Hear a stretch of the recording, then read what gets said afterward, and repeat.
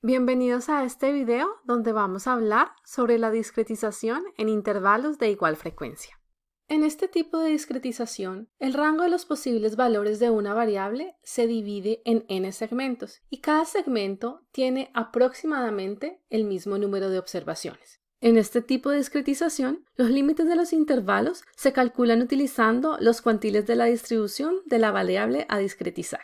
Tomemos la variable h del Titanic y vamos a discretizarla utilizando 10 intervalos. En este caso, cada intervalo va a tener el 10% del total de las observaciones. Los límites de los intervalos se calculan usualmente utilizando información de los cuantiles.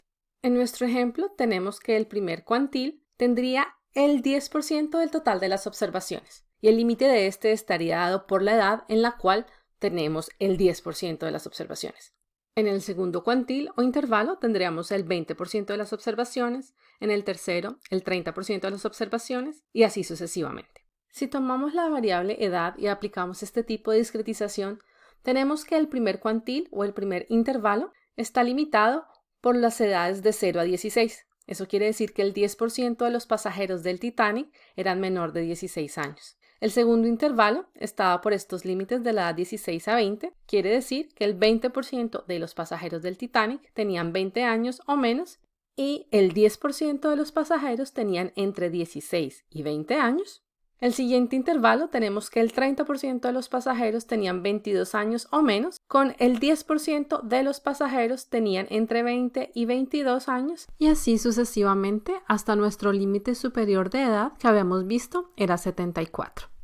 Vale la pena resaltar que el ancho de cada uno de los intervalos es diferente. Si nos damos cuenta, el primero tiene un ancho de 16 años, el segundo son 4 años, el tercero son 2 años y el último tiene 24 años.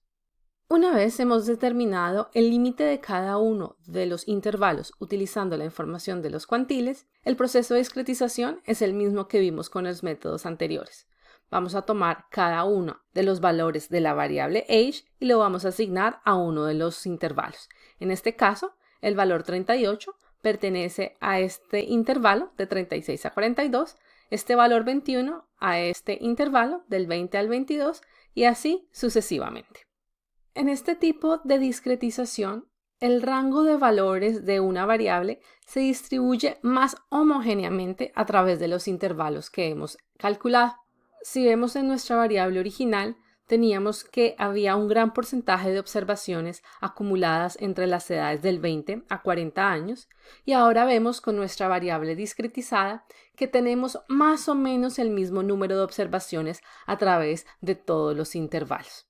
El resultado de la discretización es entonces que los valores de la variable edad están mucho más homogéneamente distribuidos en el rango de valores que teníamos originalmente. En este tipo de discretización, se mejora la distribución de los valores de la variable, como discutimos anteriormente, maneja los valores extremos, ya que los va a colocar en cada uno de los intervalos, ya sea inferiores o superiores de la variable discretizada, crea variables discretas y se puede combinar con codificación categórica, como veremos en detalle en otra lección.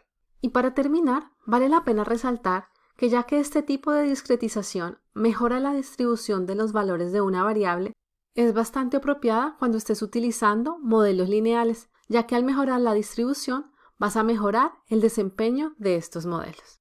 Vamos ahora a ver el Jupyter Notebook, donde verás en detalle cómo implementar este tipo de discretización. Gracias.